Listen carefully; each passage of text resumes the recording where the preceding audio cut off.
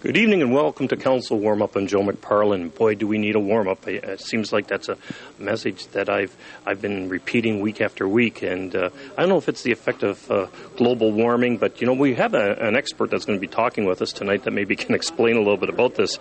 There's a lot of blogs in the city of Windsor, and one of the new blogs is Scaledown.ca. And one of four people that partner in terms of writing and putting this blog on is Chris Holt. Chris, first of all, welcome to Council Warm-Up. And is what we're experiencing as a result of this climate change? I think it's all your fault, Joe. I blame you, and I'm not an expert. Don't set me up like that. Come on. Well, you are an environmentalist, although you have a planning background. What is your educational background? Well, I studied urban planning. I studied architecture. I studied some writing, and then I went into the trades and started working in the manufacturing industry. So I'm sort of all over the place. You can't pin me down. Okay, so you have a familiar face for many reasons. You've run politically, provincially and federally. Tell me who you ran for and what years those were. Well, I ran for the Green Party back in the year 2000, I believe. I started my involvement with the Green Party, and that was basically because all this stuff is very important. The issues that we raised politically were very important, and it was never addressed. It was never addressed in any of the all-candidates meetings, and so I really wanted to get in there, and I really wanted to have some of these questions answered. So that's why I got involved politically. So you got involved, first of all, with the federal party, and then you ran in the provincial election. With the Green Party at that time, it was so small, it was one and the same. You got involved provincially, federally, it didn't really matter. They're doing a lot better now, so I think they've got some sort of structure to them. And we also have seen you appearing before City Council here because you're a member of the Bicycling Committee. I was. I chaired the Windsor Bicycling Committee. I've chaired a bunch of committees and sit on a bunch of boards of directors, that type of thing. So there's lots of opportunities to get involved in whatever that you're interested in the city, and it's a great thing. And yeah, I was never shy as sharing my opinions, so I would speak quite a lot. And it seems that if you're not shy sharing your opinions, you have to create a blog. And, of course, you started it off, and now you have three others that are joining you with Scaledown.ca. First of all, who are your other three colleagues? My other three cohorts. We've got Mark Boscario, we've got Joshua Bigley, and we've got James Coulter. And we all, in conjunction with each other, write and produce on the blog. And what does Scaledown.ca mean? Where does the name come from? Well, I was sitting around. I didn't really expect the website to reach the kind of levels it's reaching right now. So I just it was just an avenue for me to get my thoughts and expressions out there. And I came up with the name Scale Down because it's our belief that we are growing too fast, and we are spending too much time worrying about how much bigger and better and faster we can get, and it's affecting our quality of life. So it's time to sort of refocus on the core infrastructures of our life that really contribute to our happiness, and if we focus on that, we'll be better people. So it's no secret that in the city of Windsor we have quite a few blogs. We have politicians who blog, we have the media who blog, the Windsor Star blogs, AM 800 blogs, and we have private citizens that blog. A lot of the private citizens have been under attack over the last number of years because they're perceived as always being negative. I'm sure you've heard some of those criticisms. Some of them may be founded, some not true. Scaledown.ca is taking a different approach. Can you tell the viewers what that approach is and why you've taken it? Well, we want to establish a dialogue. We're not up in our soapbox sort of telling people what to do and how to think. So we're trying to establish a dialogue with our readers and actually reach some solutions to a lot of the problems that we're seeing out there in Windsor. So you don't do that by being overly antagonistic. And we are honestly, I'm no smarter than a lot of the readers, and we just engage in this dialogue, and we hope that people join in and really want to move the city forward. That's what we all want to see. We have great optimism for this city. It's a great city, and we're missing out on a lot of opportunities, and we're hoping that we can create that dialogue to move the city forward. If you had to identify three main areas that the City of Windsor, the County of Essex needs to scale down, what would be those three areas?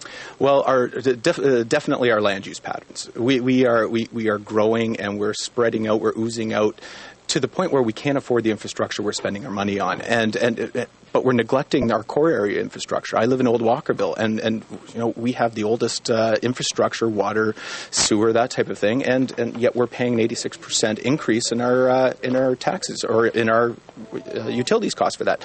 That's for the urban sprawl and land use.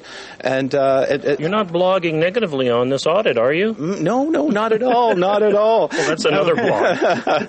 We we focus on primarily arts and culture, our built infrastructure, and our built environment, and how that affects our quality of life. And talk about the importance of arts and culture. It always seems to be the forgotten sister in any discussion about revitalizing a community. If people only knew how important arts and culture and artists were to the revitalization of a city, they would have they would be blown away. The return on investment, the ROI on investing in arts and culture, it is basically it should be our focus for the downtown and all the main streets in the city. Well, you're preaching to the converted on that one, because of course about 2 years ago we did a series on Art Matters, and we so wholeheartedly believe in the importance of the arts for Windsor. So now listen, to kick off this blog, the four of you have invited a very famous author by the name of Chris Turner to town to kick this off.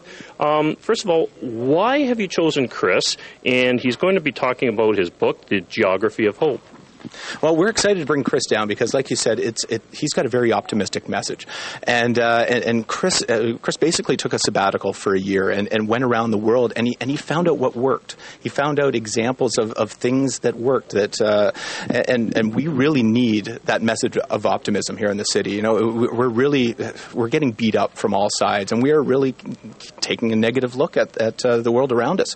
And so we're hoping that Chris can come in and share with us his experiences. And tell us, you know, what everybody else is doing, because this stuff has been done. Chris didn't make this stuff up; he just reported on it, and there's so much good stuff being made out there, and we're hoping that we can sort of take a few of those seeds and plant them here in Windsor. Well, Chris Turner is a Westerner. He's an Army brat, actually, and he's lived quite a few places throughout the world. This is his second book, and this was rated in the top 100 of the best books by the Globe and Mail for 2007. It's called The Geography of Hope, and it's really a tour that Chris took of the world and visited places where he's seeing things working, solar villages, proper footprints of land use.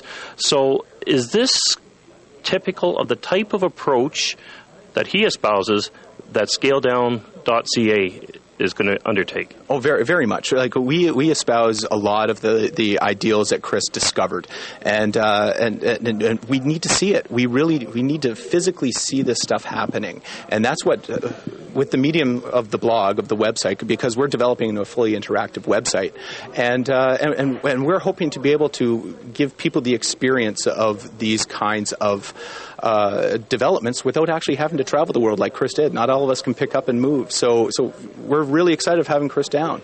And Chris is an optimist. He's a hopeful type of guy. I was reading some of the reviews of the book, and I've only had a chance to briefly look through some of the excerpts of the book. But the reviews all point to the fact that he's not one of those screaming environmentalists who's screaming doomsday, but he's saying, hey, listen, climate change, let's look at the positives when we address it and how it can benefit us. And that's one of the big things we do with Scaledown, because moving it in an environmental way and in a sustainable way is not bad. It's very good, and it really does increase the quality of your life, and that is something that Chris really stands firmly beside, and that's something we firmly believe as well. By scaling down our communities and getting to know our neighbors and walking and riding your bikes around, you enrich your life, and you really do elevate the quality of life. So when is Chris going to be in town, and this will be the official kickoff? Tell the viewers the details and the price of admission. Well, the price of admission is free. 1 week on Wednesday, February 20th, we're going to be at the Komodo Club at 7 o'clock, and we're hoping for a very good time with this. There's going to be a cash bar there. We're going to have some live local music as well, because we really want to promote the local business development and local economy, and so we're really reaching out. We want people to have fun, because this is, if it's not fun, Joe, you're not going to stick with it for too long, and this is a long road we have to travel, and we're going to have fun with doing it. And so if people want to visit your new blog, of course, scaledown.ca, very easy to get to. It's Scaledown.ca, and we're actually giving away a couple copies of the book on the blog too. So check in www.scaledown.ca, and we hope to see as many people out there to receive an optimistic message about our future as we can. Well, Chris, all the very best to you and to your new blog and to your colleagues involved in the blog. It's a breath of fresh air to have some optimism and some positive kind of approach to problem solving here in the city, and we really think that you've got the right message. message. Thank you so much. We love the feedback. Thanks, okay, Joe. Thanks very much. Okay, so that's Chris Holt.